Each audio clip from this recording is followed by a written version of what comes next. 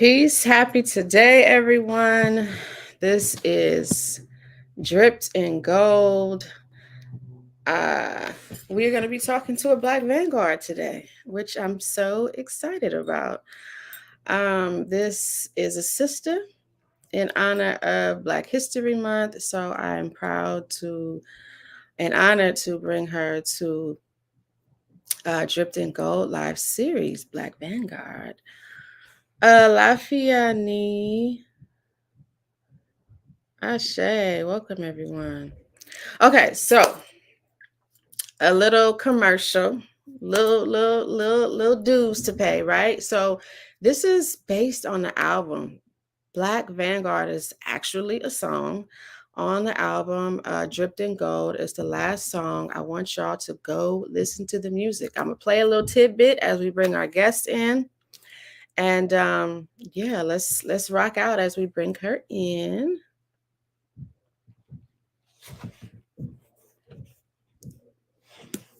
Un momento. Be a healthcare hero by training to be a medical assistant at Carrington College. Get the skills for an essential.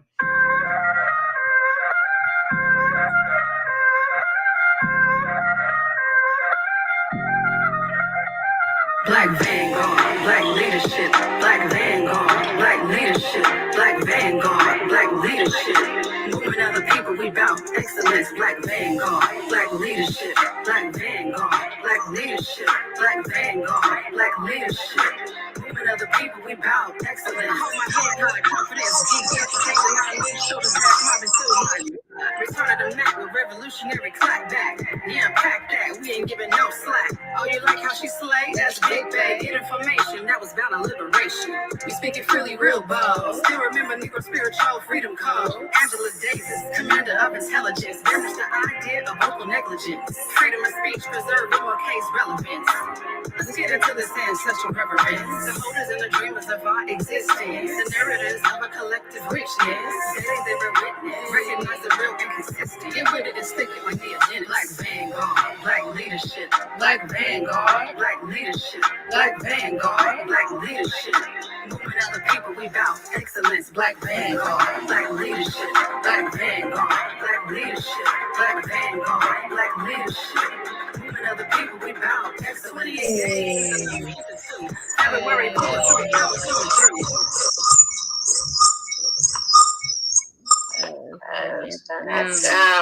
Welcome. Thank you, Osunfemi. So good to be here with you. Happy Sunday. Thank you. It's wonderful to have you. Let me just do something just real quick. Make sure. Okay. Actually, so we are on Instagram and YouTube. So we got to make sure, all our bases are covered and all that good stuff.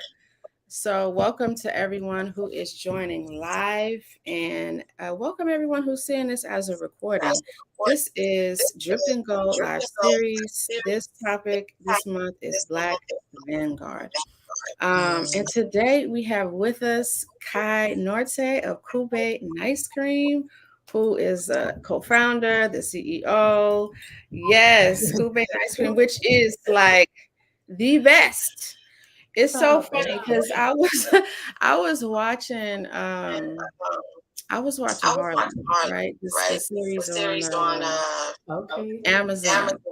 And the first episode was they were eating. She's like, I don't like vegan ice cream. I'm like, they need to call Kubé. They need to call Kai right now because she eating the wrong ice cream. She eating the wrong ice cream.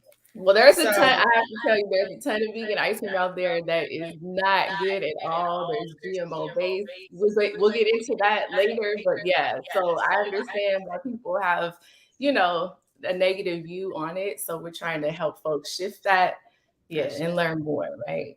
I say, yeah.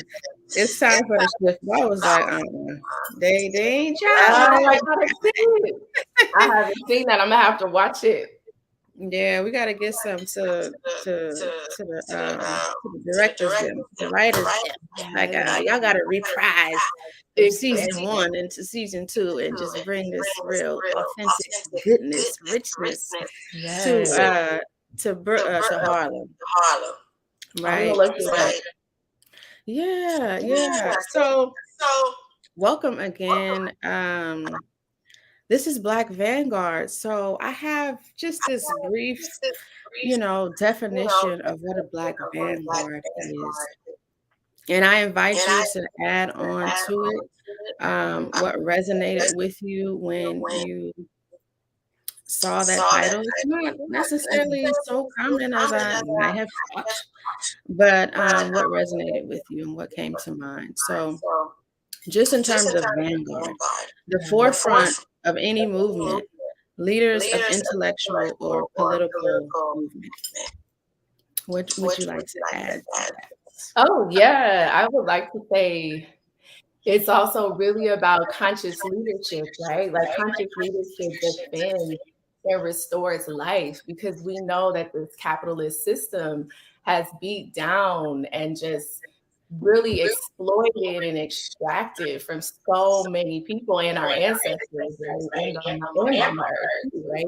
So it's really about, having that conscious leadership, having that equitable foresight to really shift resources and power to the next generation so that they can reduce these racial and gender inequities and class issues and all of that. But it's really also about Black folks being in the leadership of production, of food production, right? Because when we're in food production, well, whoever is in food production controls the health of the population. So when we have conscious leadership in food production, we're going to say, no, we don't want GMO, genetically modified organisms in our food. Indeed. We don't want chemicals in our food, right? We want real, whole, plant-based, Mama Earth seeds and fruit in our desserts, let's say. Like that's what we do at Kubé. So I think it's really Black Vanguard. It's that conscious leadership that restores life and restores health and dignity and equity to people, Mama Earth, and the soil. So I feel like everybody wins in Black conscious leadership. Okay, and I think that's hard for people to see. Right. Indeed, I love the word dignity. I felt that in my center, right? But I also heard leadership. So tell the people how you lead. What is Kubé? I gave y'all a little, for those that just came in or who follow, Kai or Kubé and ice cream. But just tell us, how do you lead? Yes, I lead with joy, y'all. The music has to be on. We gotta move. We gotta move that energy and that joy so that we're creating, right? It's really about creating. It's really not about fighting. I think a lot of us have spent times in different institutions where we're fighting with systems of abuse, right? And this time it's like we're leading with joy. So I guess if I could start, really, necessity is the mother of invention, right? So I became lactose intolerant in my life. I'm 43 now. When I was 23, 24, I became lactose intolerant. And my husband, co-founder, he's severely lactose intolerant. And it's not just us, right? Like 90% of Black folks in Africa and diaspora are lactose intolerant. And like 85% of the world is lactose intolerant. So, we were always making our own non-dairy desserts, and we're vegan. We're on a journey. We became vegan later on in life. But it's really, we just really wanted to create something so luxurious and vibrant and beautiful, and also create a social enterprise around that. Because for a long time in my whole career in social work, I come from an interdisciplinary background in biology, studying cancer cells, but also working with youth and working with teenage girls on probation, working in rehabilitative programs. So I wanted to really create healthier communities. And it's like, when you think about healthier communities, you think about, well, what do we need? We need housing. We need play structures. We need, community centers where we can engage. We need joy. We need dancers. We need music, right? We need healthy food. We need farmers markets. We need all these things. And so, really, kubé is like the culmination of just my leadership, but also my vision for a more restorative, healthy world and healthier community of Black folks and all people, but really to have Black leadership at that core center, to lead and say, this is how we restore our dignity, because Black folks have been stripped of our dignity in this country for so long. And it's still happening. It happens to other people, but we understand the history, we understand the games that are played. And we don't want to play those games, and we want to build, right? Yes. So leading, how do I lead? I lead with restorative justice, right? So restorative is like kubé, our whole purpose is to restore our health, our life, our joy, our dignity and equity. So that looks like, hiring women who are formerly incarcerated, who've had jobs, but also, who are looking to learn about non-dairy ice cream production and how do we make this. So hiring returning citizens to restore their livelihood, to restore their dignity, because a lot of businesses, as you know, won't hire formerly incarcerated or returning citizens. And so, people want to feel like they belong somewhere, right? And they really want that respect. And I want to see that respect. I've been in many workplaces, corporate and other places, in the criminal justice, juvenile justice systems, where I didn't really see people receive the respect. And I had to challenge that over and over again, even with leaders, in probation, telling them it's just, I could go into it. Yeah, I know. I used to work in probation. Little side note for everybody else too. I used to work in probation. But the thing that brought me peace, which I want to tie into what you're saying too, but the thing that brought me peace was I was doing the record stealing, right? So in terms of like the juvenile probation system, I was the one they would call and say, how do I steal my record so I can go on and do this? Right. So I'm like, because they're gonna be looking at Right. That was the only reason I could stay there, because it's heavy energy. It is. And people need those records still so they can have an opportunity to apply for jobs and then have that, all that stuff on their, on their background. And people need second chances too. We understand that the system is designed, to set up certain folks and to trap us in different places. And so we're creating a more beautiful, space. So we will be hiring soon, and we're connected to the Freedom Center, the Young Women's Freedom Center in San Francisco and Oakland, and some other reentry programs where young folks are coming out of the system, and they already have leadership roles. They're already working at the nonprofit, the Young Women's Freedom Center, and they have an economic program that's like, okay, you got your freedom, so what you gonna do with it now, right? Like, let's talk about self-transformation and what that looks like, and how we want to build a more restorative, dignified world that respects us and where we respect other people too, right? In our business practices and stuff. So I'm really excited to really set the tone and the leadership, for just the atmosphere of working together with folks and training. I can't wait. I can't wait. That's the next level. Because as folks know, when you have a small growing business, you're doing all of it yourself with your co-founder. And it's a lot of work. And in order for the business to grow, you gotta hire. And it's like, but you want to make that environment inviting and receptive and, let people know, like, we got to communicate, go over the training, and help, just encouraging them to ask questions and setting the tone of the values of what the business is, right? And why it matters, and why they're so needed in our business. So making people feel really invited, and invited to ask questions and, to learn. So it's really just bringing our joy to the table and saying, we don't know everything. Y'all are going to help us along this journey, right? Folks that we hire, they're going to help us along the journey. And I just think sharing is really important as a leader, sharing and helping other folks, right, to rise up and lead too. So I'm really excited for this next phase of kubé. Yeah. Me too. What I heard, and so me and Kai are friends, y'all. But what I heard differently as we're on the call or talking right now was just how things relate, or maybe this is just what I was thinking about this rising, right? I was thinking about the 3 things that I wrote down that I wanted to do career-wise. My last year in high school, and how all of that came to pass, right? In an interesting way, but that's for another time.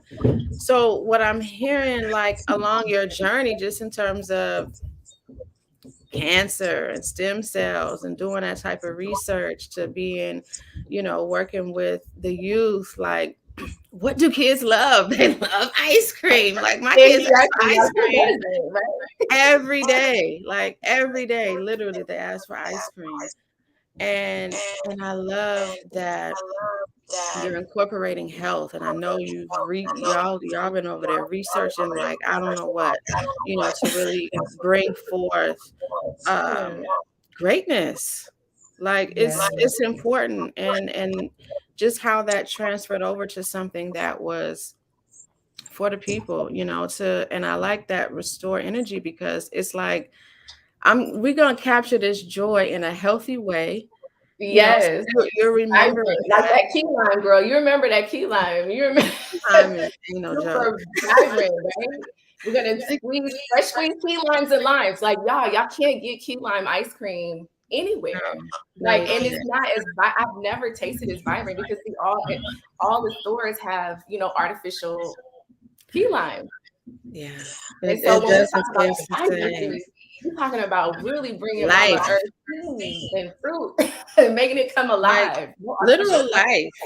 And to give that to the children as they're young, because we know, like, the school to prison pipeline and how that works. You working with youth who are coming out of that, and young adults who are coming out of that, to catch them and say, hey, you know about, eating fresh things, fresh food, and it tasting amazing.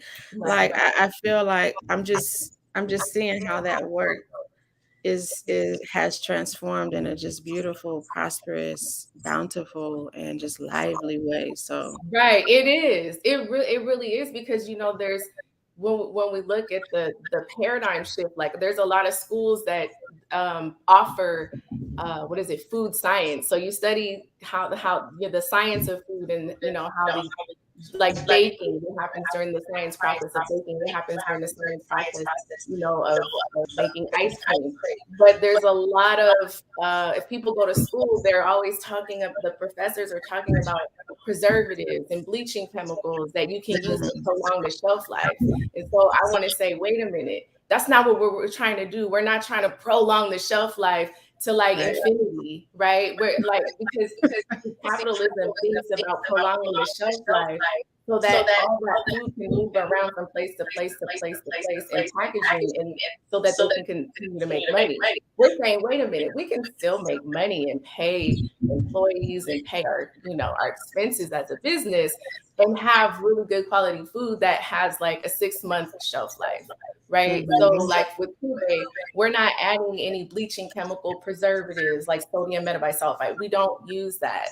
See, like, all the other, we had to do extensive research research to say, well, why does this coconut cream in the can look so white? Like, why is it like neon white? And we found, like, after interviewing, like after interviewing folks in Thailand, you know, and there's, and I can sing with the same, they talk about very transparently, yes, we use sodium metabolite. That's what they say. They use sodium metabolite as a bleaching chemical preservative, because when they pasteurize the coconut cream, it turns like a faint, a very like beige brown color.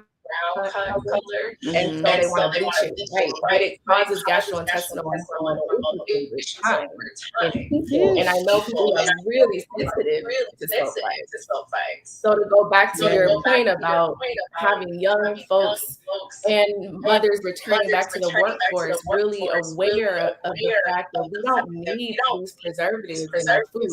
We actually can have really good quality, you know, non-dairy, full fat coconut ice cream that's, you know, fresh squeezed limes and key limes, and that's going to preserve it. It'll be frozen. Freezing it will preserve it, and the shelf life is like 6 months to a year, especially with the citric acid naturally in there.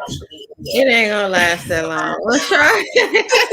But people will eat it up like super fast. Exactly. And I don't want to have all these distribution chains where I don't want my ice cream sitting in some they call it DCs, distribution centers, and then there's all these distribution trucks that come and pick it up from different distribution centers. That's not what we want to do. You know, like we want to be local, and we are local in Oakland, California. You know, we're selling online, our e-commerce website. We have orders coming in now all over California.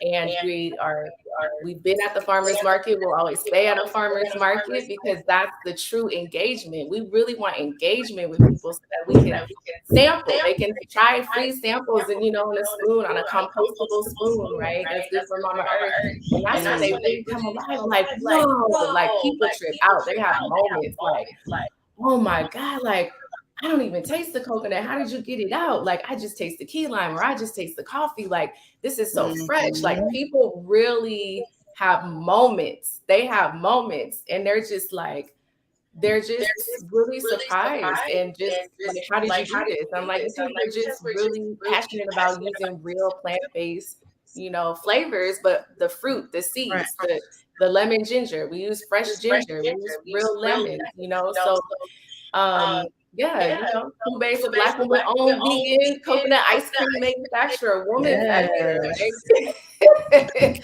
So things a little different here. You know, we're not trying to choose the artificial colors or soy or genetically modified ingredients. No soy oil, no added oil to that. So it's really giving folks an opportunity to see how things are done the right way with the right equipment.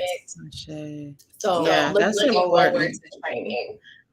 Yeah, that's an important thing to see, the differences. Like, and that's why I love, you know, bringing folks on and talk to them, because it's a transformation, it's a journey, but it's like how people are pushing through the journey, how they are bringing forth joy through the journey, and adding their own spin, their own flavor is so important. So, in terms of your journey, like, who or what has been your inspiration for being a Black Vanguard, like wanting to take leadership and ownership of your market, of your niche? Yeah. So yeah, there's a lot of people there. I mean, we can talk everyday people. I mean, even bus drivers. Because, like, if we really want to take it back, I grew up in a very politically activist family where workers' unions would come to our house, and I would sit in the meetings too to like learn what's going on. I take the bus too, and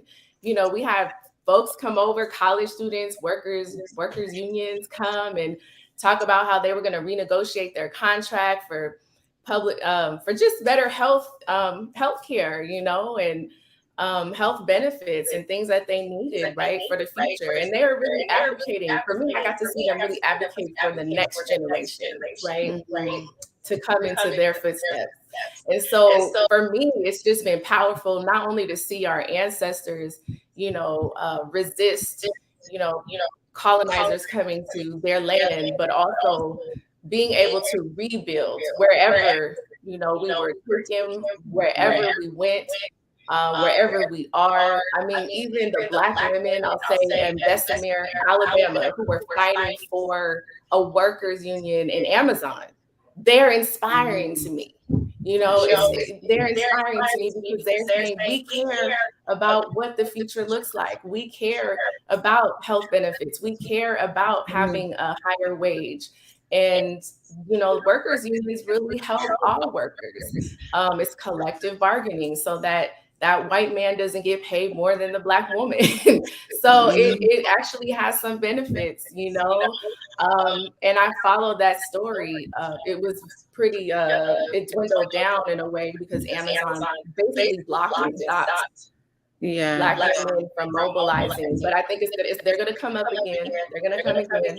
So that's what I'm saying. It's everyday people that are inspiring to me, who understand their worth and understand their dignity and understand that they're not waiting. They're not asking for permission to be in leadership. They just rise to the occasion.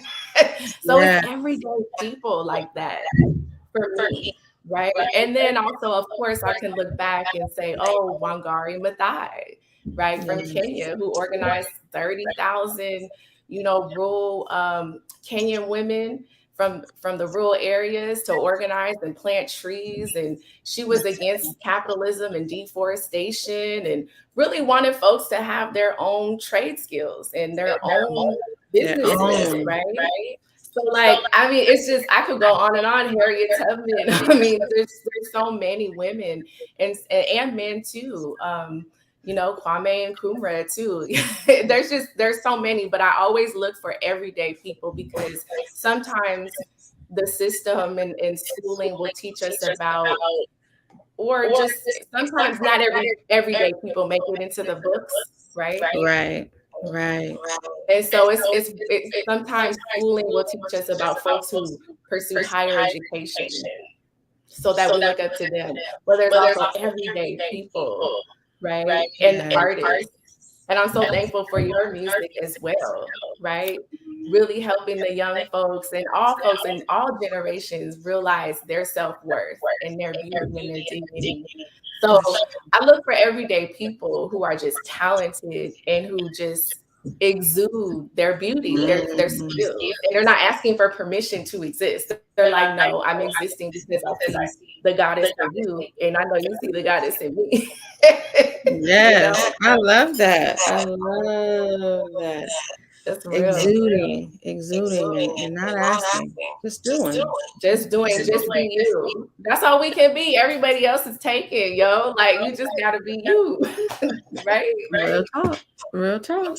Yeah. So I want to just welcome some folks who just came in. This is Dripped in Gold live series presenting this beautiful Black Vanguard, Kai Nortey, CEO of Kubé Nice Cream. Yes.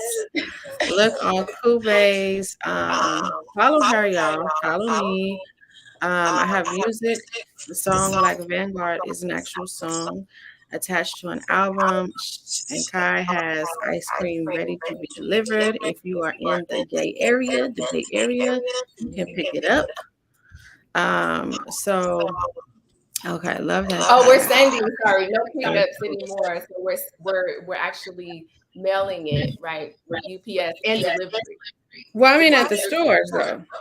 Oh, we're at the store too. Yes. Yeah, that's what I mean. That's cooperative in Oakland, and then we're also in Rainbow Cooperative, Grocery Cooperative in San Francisco. Yeah, that's right. Mm-hmm. Okay. Nobody can be you but you. Ashe. Yes. So important.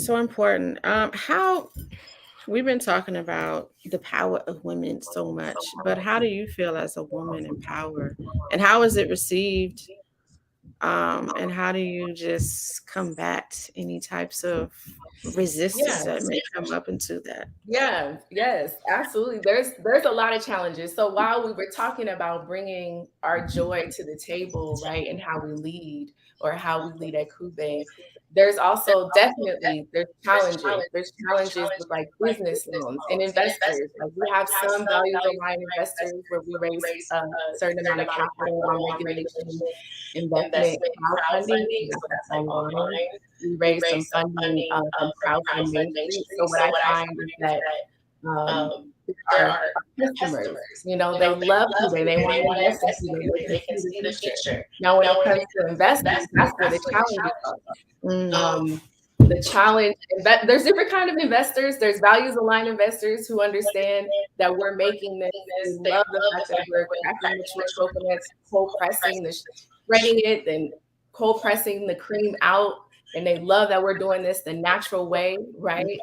And so we have some value aligned investors who are everyday people who are proud to see people in the slow entrepreneurs in the slow food movement, right? Yes. And we also have investors who have other companies, and they look to me as really a person and an employee to just hire. So they'll ask me, "Oh, would it be a conflict of interest if I asked you if I think you have to work for my company and make Kubé in my company?" And I said, "Of course, this is a conflict of interest." You know, these are often men. Women have never asked me that. They're often white men who are wealthy, who are investors in other things, in other businesses, and they have a huge food company, and they come to me and ask me to work for them. And I say, no, you should be investing in me because I'm the next generation, building the inclusive economy with the best tasting non-dairy coconut ice cream. So you should be investing in me. And I tell them, and they're like, oh, I know, but see, they'll say, oh, my money is caught up, you know, in my business. And, you know, it's just a mess. They just want to see if I'm tired. So there are people praying on us. Wow. Yes. And that's a deep concept because, yes, of course, as a business person, you will get tired, right? But that's when you love yourself and you say, I got to love on me right now so I can get some rest so that I can come back stronger next week. Yes. Right? Yes. So there's certain things. That means I might do one farmer's market while I'm selling all over the United States because we will be opening it up so everybody all over the United States can purchase Kubé. But it might mean I'll do one farmer's market versus two, right? So what I'm saying is we have to love ourselves to give us rest, give ourselves rest, because there are people preying on us to fall so they can swim as sharks and say, I can help you. I want, but I need all your equity. Or you can give me a little bit of equity in your company, but I need voting rights. No, you don't get voting rights in my company. You don't get to decide where I'm going to sell Kubé and what the strategy is. And so there are investors, and oftentimes they're white men investors who actually want to take the whole pie because remember, or the whole business in a way, because they want to have, again, Black women build their empire. And so that's what I've experienced. And it's very challenging to deal with people like that. I mean, we just have to push them away. And I said, no, I'm not going to come work for you. That's a conflict of interest. You should be investing in me. And then I got to focus. I mean, so there are other people. I mean, the list goes on. It's because I've attended a lot of business conferences. Go ahead. Yeah. Yes. No. I love this because I was going to ask a question as you were kind of talking, but you answered it. But I love this because I'm thinking about cardology, right? Of course. I'm thinking about the card. Yeah. And I'm thinking about Kai's card. So she's a 9 of spades, y'all. I won't say her birthday and none of that. But she's a 9 of spades. And a 9 of spades is the card of no. It's the card of saying no. And boundaries are like supremely important, right? For a 9 of spades. Because they're around a 7 of hearts. So I think that was a very important boundary diagram, example that you just gave us in terms of saying, no, my company is da da da da da. You should be investing in me. Like, don't don't sell yourself short. The power That's of no. right. The power of no is because you're saying yes to something else, right? You're saying yes to a Yes. company you've invested all this time, money, energy, into this particular thing for you, the Cuban ice cream. And I think that's so powerful. I don't know if y'all are really feeling that energy and the power of saying no, the power of saying no and protecting your boundaries, eating your rest, coming back stronger. Yes, coming Because back stronger is so important because as entrepreneurs, as you know, we're energized. We're energized on our vision that many people can't quite see, but we can feel it. We can feel it all the way through like our gut. Like we can dance it out and we can move it and flow with it. And that's also why I love your music. I feel like it's a soundtrack for so many entrepreneurs. It's the soundtrack for like our journey. I mean, it just really captivates the journey of kubé and there's so many other people, not just us, so many. I think of so many people all around the world. But yes, we, as entrepreneurs, we get inspired late night in the middle of the night and we'll be up all night, like, right. And it's like, hold on, wait a minute. I got to take my son to school in the morning. So let me get let me get rest.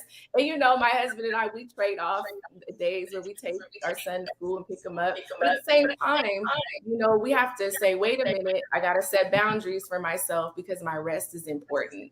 And I think the further we go along in our journey as artists and entrepreneurs and creators, right?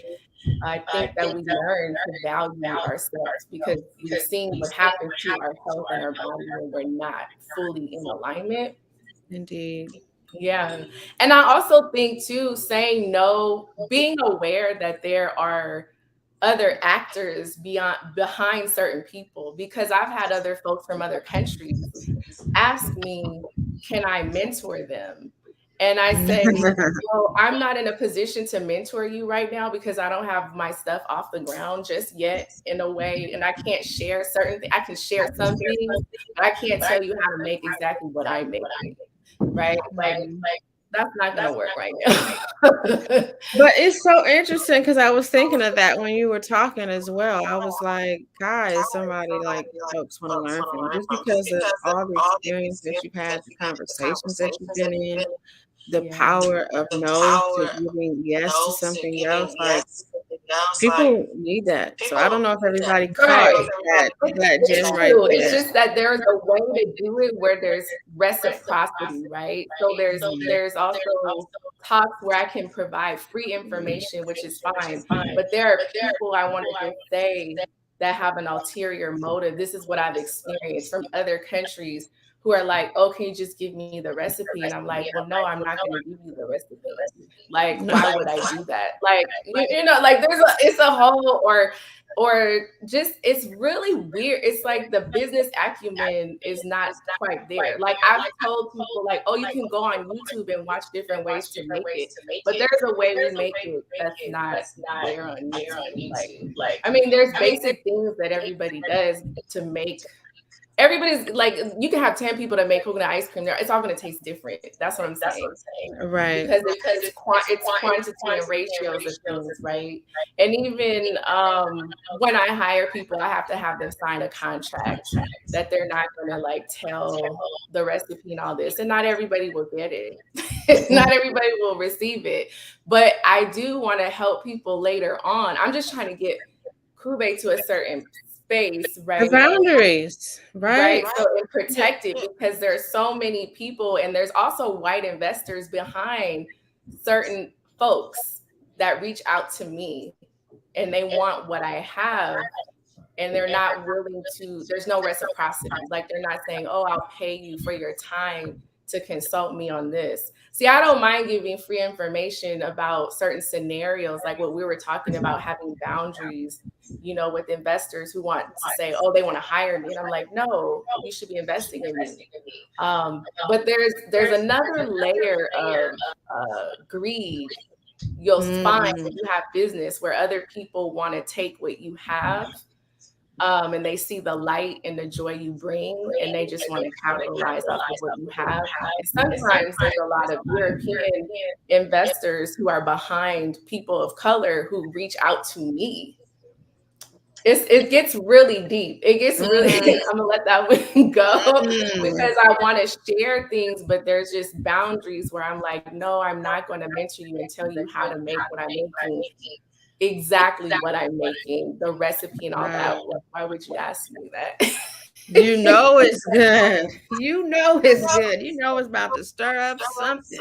Yeah, like if you having to do that, you know, so definitely y'all invest, get your delicious kubé. Like you know, they send the website.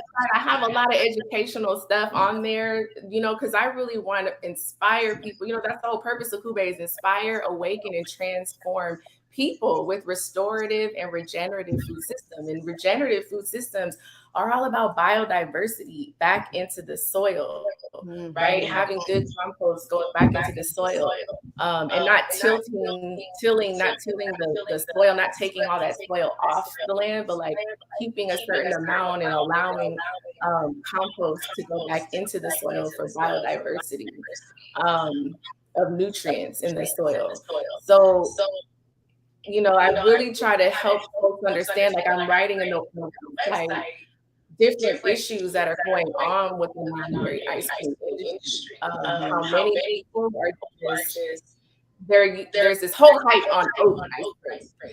And I can't stand oat ice cream personally. I can't because it's grain. It's a grain. And it's like, in order to make a high quality ice cream, see, these are the things I tell people for free, right? Like, this is basic information.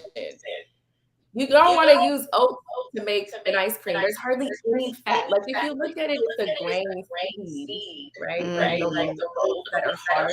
There's not a lot of fat in there. So what's happening in the oat ice cream industry is that manufacturers are pumping and filling it with either soybean oil, which is GMO, or coconut oil, which is good.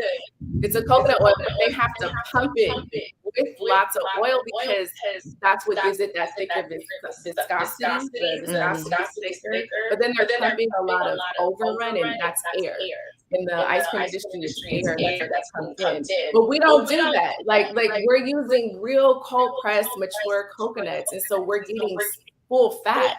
And see, I want people to realize, like, in coconut cream, there's medium chain fatty acids, and those medium chain fatty acids, like the lauric acid, capric acid, they're antifungal, antibacterial, antiviral. They're really good for you. Like, you're getting a whole bunch of like minerals, of selenium, copper, zinc, magnesium, manganese. Like, there's a whole bunch of really good minerals that we need, and you're not getting that from the oat ice cream. Again, the oat ice cream there's no fat in there, so when you taste it, it's very fluffy, airy. Whereas our kubé ice cream is very dense and creamy, and it dissipates off your tongue in a really beautiful way. Like, there's no film, there's no weird kind of film. So I just really want people to understand. They're like, oh, this new invention, oh, ice cream, isn't that cool? And it's like, why is it cool? Because it's oat. Right. Oat milk. It's it's I mean, it's great for oatmeal. It's great for oatmeal, good fiber. And it's okay if you have oat milk, but you know, there's still other stuff in there too. They have to put a little bit of oil and other preservatives. But you can make, and I used to make my own oat milk and my own almond milk, like raw. And you know, it only lasts a week when you make it yourself.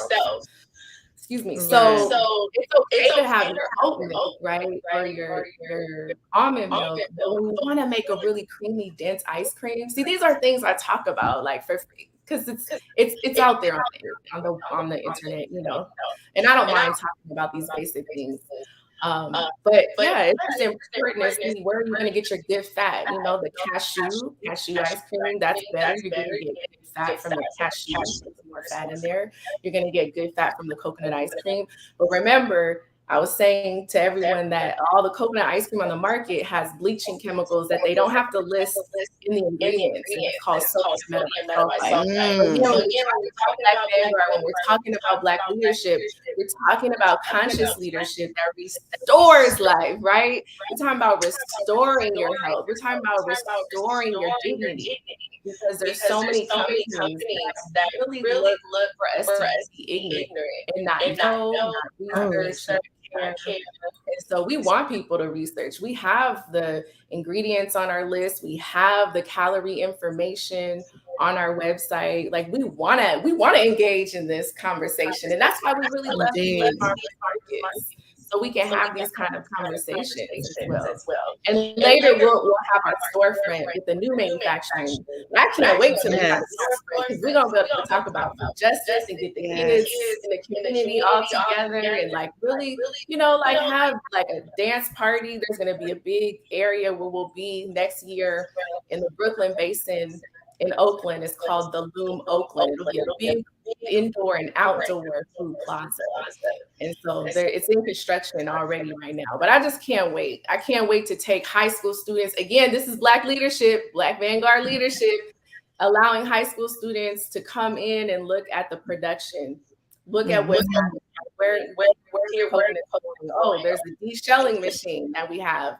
It's in storage right now. We can't even fit it in our commercial kitchen, but it de-shells like an apple, like how you would literally peel an apple. It de-shells 350 coconuts now.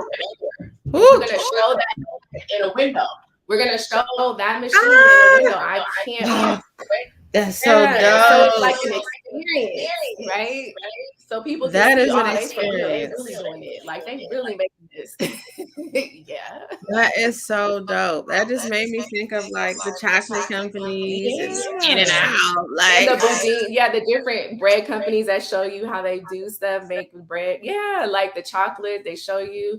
But I really want to inspire like the next generation. And that's what the Black Vanguard does. Like we are on the cutting edge of things that are restorative, not things that are harmful, right?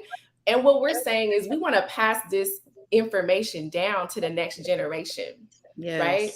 We want to pass it. So us inviting high school students or junior high school students or elementary school students, and they have to wear like their little hat and the booties on their foot when they come into the manufacturing company, and we talk about why and not bringing in bacteria and all this stuff. It's going to be like, I look forward to that. I really, really look forward to that. I want them to see like, so you can be an electrician, you can fix machines. Like, I mean, there's so many things you could do if there's kids that are really, they like maneuvering things with their hands, or they want to be an engineer or an artist or design different type of machinery. Yeah. So like, it's really cool because on this journey, we've met engineers from all over the world that are designing coconut equipment. And we also have a patented utility patent of a coconut scraper tool. So we'll be able to sell that later on in the future. But it's 304 stainless steel. And it took 4 years to get the patent. But it's so many things we have to focus on that we can't sell the tool just yet because we want to put it into automation later. But it's a 304 stainless steel tool that actually can go into a hand drill to actually shred the coconut. So what does that mean, 304? 304 stainless steel. So that's like that's a food grade. It's just a number in the food industry. They say this is the type of steel that you want for food. Because when you look at a lot of the equipment, like let's all over the Caribbean, a lot of the tools, and what we notice in Ghana, a lot of the tools for coconuts are outdated. Even though they work, they can still tarnish. There could be bacteria getting harbored inside the tools. And so you really want something that's seamless. And so we looked at the old tools and we were like, well, what if it was designed in this way? What if it was designed seamless? There's still like teeth on it, and it scrapes the inside of the coconut. You put it into a hand drill, but our goal is to put it into automation. So no, you don't have to hold anything, right? That's the next goal where we're going. But we could sell the tool as it is right now, but we don't want people to have to put it into a hand drill and be like this. It's challenging, but we want it to be in an automated system that will do it for you. So that's coming later. So we want to improve and advance the coconut equipment around the world for people, because a lot of people are Turkeys and there's a lot. There's a lot there. Yeah, indeed, there is. I'm remembering this tool. I think what it was used. I think it was for coconut, but it was like you sit on it. It was a whole thing, and I was just like, like people sit down, and then it's like you sit on a bench, and there's a tool like you just scrape the coconut, like it stands out this way in the coconut. You serve it. Yeah, it's like all over the world, but some of them are not so great in terms of hygiene. Sometimes they rust. So there's some issues. So we want to be able to advance some of the coconut tools. And it's like, only people who are going to think of that are people who are inspired to want to recreate. So we just came up with a design, and we hired a mechanical engineer to help us improve the design. And we had a good contract, and that became our design, right? And so we submitted that to, the trademark that whole system, So it took 4 years. Yep, UPSTO. Mm-hmm. Patience. It's a journey. Like when you think about, a tool taking 4 years to patent.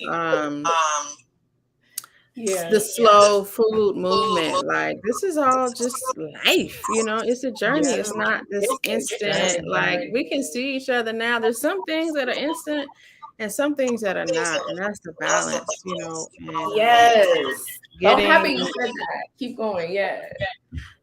Just getting the children to be able to see that. I was going back to the visual of like I was saying, the chocolate. Then I started thinking about we used to take field trips to the Jelly Belly factory. It's like that wasn't about it. But I don't know what the inside of that place looks like. But I'm just thinking in terms of the imprint that situations and field trips can leave on you as a child, and how you were speaking about inviting, groups of children to come and having that be like a staple place in Oakland, because I know my children, they're growing seeds and stuff in class, and they're earth science and all these things, and talking about these things, to be able to go and experience that at kubé. I think and tasting, right?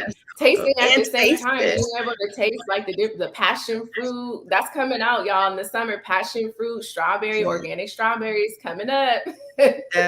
Yes. Strawberries, no joke. It's so yummy, so yummy. We coming up on time. I want to ask you one more question. So we'll probably go over a little bit, y'all, but and maybe I'll wrap some of these questions in one. Just what's the greatest lesson you've learned as a Black Vanguard? The greatest lesson is to really advocate for many and not yourself, because you will fall if you just advocate for yourself. Sometimes it's circumstantial, but you have to have the greater vision. So one person asked me, so there's been, how do I put this? I talked to an investor, I can't say who it is, but not on my behalf. I talked to an investor who invests in real plant-based foods, who actually told me and sought me out. I had a conversation with him on LinkedIn, and he said, well, I have some funding that I want to support Black and BIPOC entrepreneurs. And I said, yes, I have ideas too. Let's talk. I invited another Black entrepreneur to that discussion because she and I had experienced so much systemic racism within the plant-based food system.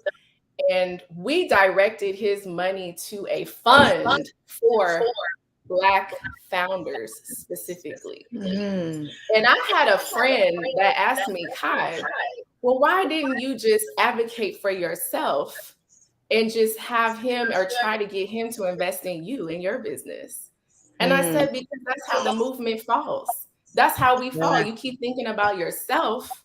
What happens if I were to fall off? And he would have never known where to be pointed to the right Black leadership. He needed to invest his money into Black leadership with Black women that are going to disperse that large amount of funding to so many other Black founders.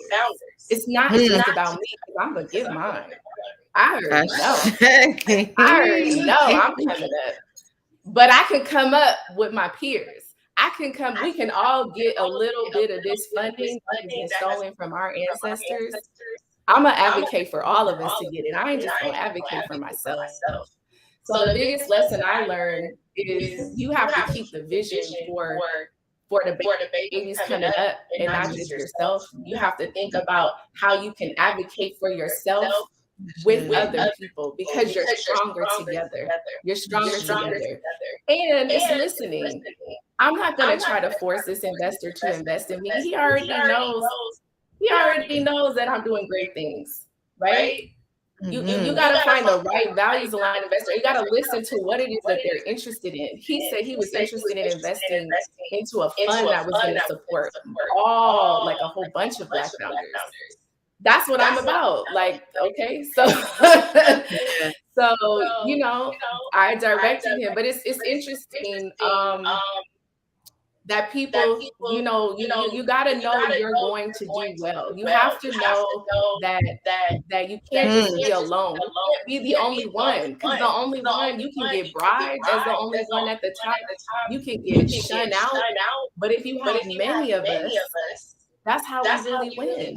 We have to have many of us at the table, many of us receiving the funding, right? Yes. Wow. That's a beautiful lesson. I couldn't even believe my friend asked me, why didn't I just advocate for myself? You have to advocate for others while you're advocating for yourself. You have to advocate for others. Yeah, but even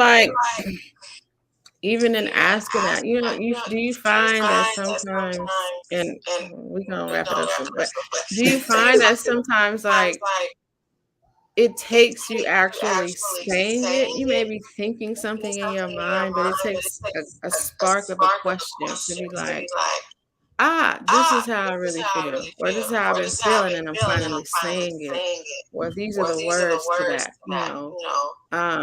so I think that's a good question.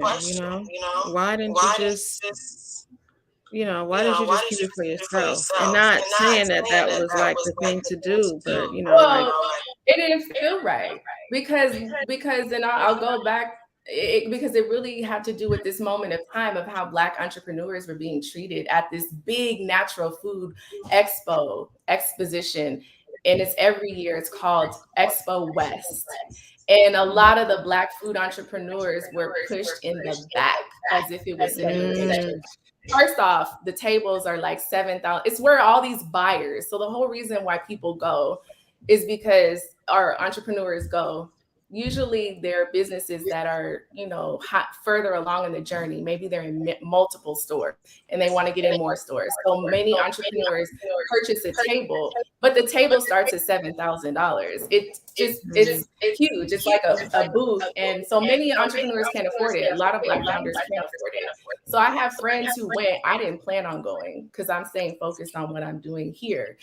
I have friends that were going and they tried to get a table and they didn't know on the application it didn't say 7,000, it said 300. So it was very misleading. And then they were asking around, well, are there any discounts? Is there a table I can share with another entrepreneur? People are asking questions. And my friend never got a table, but other Black entrepreneurs who got a discount somehow through other programs were in the back. Buyers don't come to the back. It looked very segregated. So I already knew. So what I'm saying is I knew that this investor wanted to help solve the problem, right? And it wasn't just about me. It was about what are Black entrepreneurs in the plant-based food industry experiencing. A lot of Black founders, women were asked to speak who are making plant-based foods. They were asked to speak on this panel. But there was no reciprocity. They were not provided with a table in exchange for speaking. And I called them out on it. So I called the founders of the Expo West on it. So, and this goes back to me being an activist, you know, against racial and gender inequities, period, against mass incarceration, right? Because what I realized is that Black folks, our dignity was not restored there, right? Like we come to the table, we're ready. We have a great product. It's in stores. We're selling it online. We want to meet buyers. So my peers, they want to meet buyers. So what I'm saying is, you will know when it's the right time to find the right investor to advocate for yourself. But when there is an investor who wants to say, I want to solve this problem, I don't want to see all the Black founders segregated. You know, I want to see them engaged in the process with buyers, then you want to help achieve that goal, right? Because I need investors, going back to the discussion we were having, I need investors who definitely just want to invest in me. So we're gonna have that conversation, right? But when there's an investor that wants to tackle bigger issues of making sure that other Black founders receive funding for a table there and for the booth and, you know, for everything to come prepared, you know, and meet with buyers, that's where we need to create a shift, right? To say, let's look at how we can solve this problem for all these founders. So that's kind of that's the back end of the discussion. Are we out of time? I don't know. Yeah, we wrapping it up. Any last things you want to say to those who are pushing forward in their field? Yes, when you're pushing forward, you're working hard, and you're there is going to be a breakthrough. There is going to be a breakthrough, but sometimes you need to give yourself a rest. Sometimes you need to allow yourself to do nothing that day. Go exercise, go run around, go dance, put on some music. You need to give yourself rest and come back to it. That's what because I have to tell myself that over and over. It's not always easy, but I gotta listen to my body. And so I always tell people we exist to rebuild and transform. We are at every age, right? And every decade we enter, you are rebuilding, you are transforming, whether you became a new mother, you're learning, you're transforming, right? Whether you just started a business, a new project, you're learning, you're creating, having different insights, right? You're learning, you're rebuilding. And I say, you know, whether something positive or negative happens, just say, you know, I exist to rebuild and transform and create. You are always a creator. Always remember, you don't have to rush and keep up with the Joneses. I would be like, Kubé would have fallen if I was trying to keep up with the Joneses. I'll tell you that. Just talking to other people who told me before when they created something else, some other plant-based food, they were trying to do what everybody was doing. Get into all the big distribution channels, get into the big trucks, KV and UNFI, and they said they just lost their money. They just couldn't keep up. Sometimes you gotta go slow. Sometimes you gotta go slow so you can learn the lessons and not skip steps. Right? Yeah, you gotta go to those farmers markets. You gotta sell on your own. You gotta engage with customers. I mean, I see it in the food industry a lot that people will create a good product, they'll focus all their time on the packaging and gotta get this, gotta get that, I gotta get into a store. And it's like, but did you know how to advocate for yourself so that store is taking more than what you need? Like, or do you know about the trade-off? Like there's classes for this. Yeah. So there's a lot. So I would say, you know, we exist to rebuild and transform. Take your resting moments, right? Value yourself and your health, because the grind, we don't want it to be a grind. we want our joy to exude. And it's hard, but we have to be mindful. Write it down. Find some, put some music on, dance for 10 minutes. You know, do your workout, whatever it is. You know, that elevates you, your meditation, whatever it is. But we exist to rebuild and transform always. That's my motto. I wrote it down. I had to grab the pen on that one. I wrote that down. I love that. So in alignment with my energy, my card, my passion. Like, so I had to write that one down. Yeah, I know. I can actually see you speaking about that. Yeah. I love your music. It's so inspiring. Thank you. Thank you. I enjoyed our conversation today. Me too. I think you've given people so much to think about. Somebody asked also, am I going to post this? I am going to post it on Instagram. It will be on YouTube. If something goes on over here on Instagram, it will be on YouTube. And there's just so many important things, to not skip steps, to enjoy the slow, slow food, slow movement, and just movement again. We spoke with Mama Coco 2 weeks ago, and she was talking about the importance of movement, and she's in the United States too, but yeah, movement is important to get you in motion, to get you in flow, to get you to the point of least resistance, right? And I think that's an important thing to take away on this 9 o'clock day. It's about transforming your mind. The pouring out of the mind so new things can come in. Changing your perspective is important, and that's what the dancing will do. That's what movement will do. It will shift your perspective. And I love sharing those insights as I learn them too. And also activism, right? Activism is about the greater cause for all of us to restore our dignity together, right? Not just one person. And so I see that through business. How I constantly ask, how are we restoring our own dignity? How do I restore other folks' dignity that will, be employees at kubé, and talking to them about what things they like, and providing gift cards for them as well. Like, for them to get a massage. Like, I want to be able to do those things as an employee, right? That's very important. That's very important. I love that. Let me get a massage. That's important. That's very important. I applaud and salute you. I gotta get ready for Mama C. Make sure she's technically, ready and set up. But we're going to Real Talk High. Thank you. Positive Talk High. Yes, love high. Beautiful conversation. Thank you both. Thank you so much. Osunfemi, love you and love everyone for coming in and listening to all of us and engaging. Thank you. I didn't get a chance to see all the questions. I'll look later and respond later. Thank you. If you had any questions in here that weren't answered, I don't think I saw any that weren't actually answered, but you can definitely put them in the comments when I post it. And so we're gonna rock out to the second verse of Black Vanguard. All right. Right? I think we can do that. Hold on. I don't know actually. No, it's okay. I know you have to interview Mama C. Okay. No, I'm just saying because of the way the sound. So we're gonna try, y'all. We're gonna try to rock out to the rest of Black Vanguard.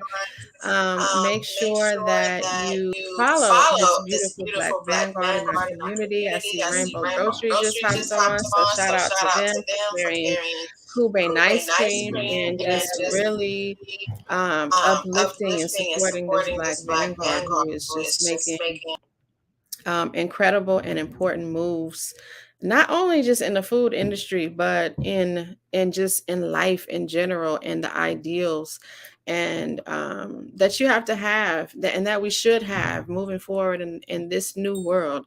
These are the dynamics that are going to affect us. So if you're just coming in, make sure that you listen to the conversation so you know why I'm ending it like that and saying that what she's saying is very important. And here goes the rest of Black Vanguard. You can find it on all your digital outlets, YouTube, Spotify's, Apple Music, Tidal, Bandcamp, if you want to really support and pay for that. All right, Black Vanguard. Liberation is now, revolution coming soon. The age of Aquarius, not the nefarious. Thinking they can stop this vanguard, it's